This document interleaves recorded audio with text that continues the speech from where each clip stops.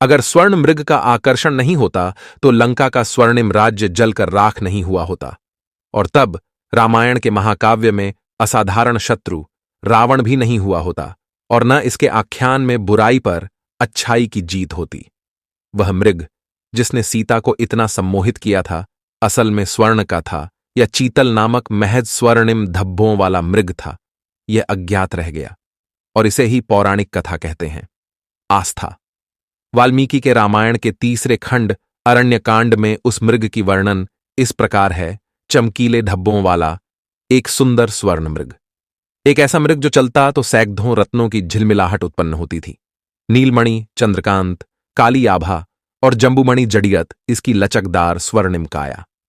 और इस तरह कथा आगे बढ़ती है कि यह मृग असल में मारीच नामक एक राक्षस था, जिसे राक्षस राजा रावण ने राम द्वारा अपनी बहन सूर्पणखा के अपमान का प्रतिशोध लेने के लिए लंका के द्वीप राज्य से चुना था। लक्ष्मण ने सूर्पणखा के प्रणय निवेदन को ठुकराते हुए उसकी नाक और कान काट दिए थे। कहा गया है कि क्रोध नरक के समान होता है। रामायण में इस बिंदु पर राम, लक्ष्मण और सीता पंचवटी के वन में थे। उन्हें अयोध्या से 14 वर्षों के लिए निर्वासित कर दिया गया था।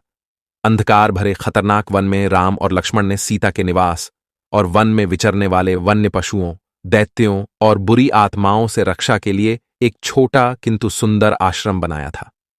मारीच को राम और लक्ष्मण को प्रलोभित करके सीता से दूर ले जाने का दायित्व दिया गया था, ताकि रावण धावा बोलकर असहाय सीता को 1000 मील दूर अपने राज्य लंका में ले जा सके।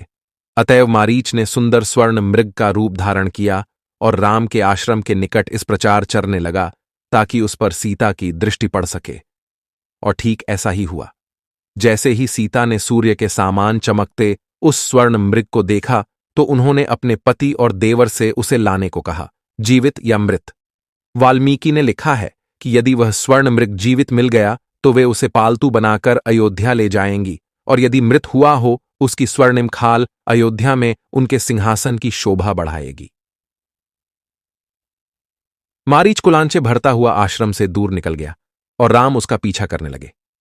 काफी दूर तक पीछा करने के बाद राम ने मृग का वध कर दिया, वह भी स्वर्णिम तीर से ही।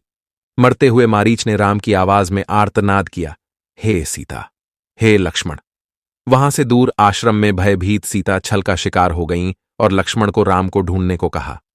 वह असुरक्षित और अकेली रह गई। तब रावण भिक्षुक के वेश में आया और उनका अपहरण कर लिया। और इस प्रकार सत्य, न्याय और अपनी प्रिय पत्नी के लिए राम का संग्राम आरंभ हुआ। चमकने वाला हर वस्तु स्वर्ण नहीं होता, किंतु इसके सम्मोहन से भला कौन बच सकता है।